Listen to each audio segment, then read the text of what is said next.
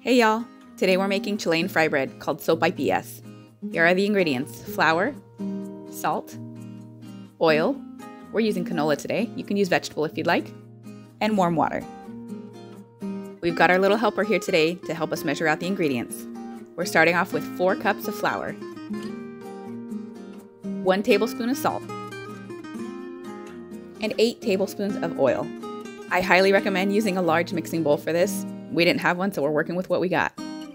Mix the flour, salt, and oil together, and then start adding your water. We've measured out about 2 cups, but you might not need all of it. After all, cooking with cariño means measuring with your heart.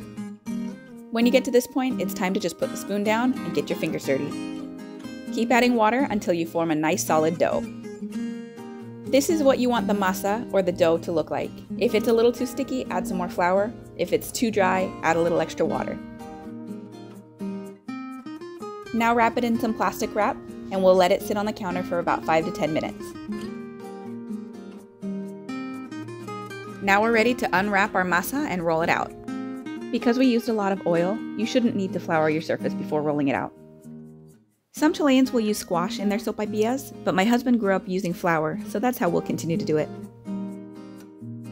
It makes too much to roll out all at once, so we'll cut it into thirds so it's easier to work with. Cut it however it's easiest for you. Roll each section out and then cut it into smaller pieces. Once you have these smaller pieces, poke a couple little holes in them. You can use a fork if you want, but we find it easier to just use our fingers. Our daughter loves this part because she gets to use her little rolling pin to roll out whatever shape and size she wants. Once your frying pan is nice and hot, it's time to put them in and get your sopaipillas cooking. Because of how thick they are, I'm leaving them for about a minute on each side. Take them out when both sides are golden.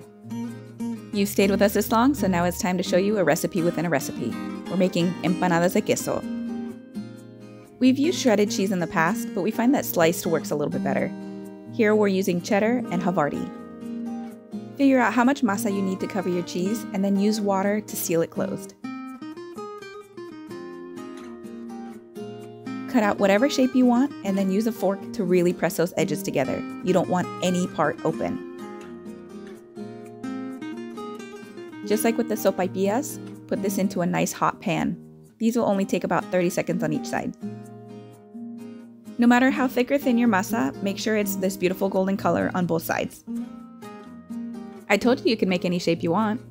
Here's our pile of sopaipillas and empanadas de queso. Let them cool a little before you dig in.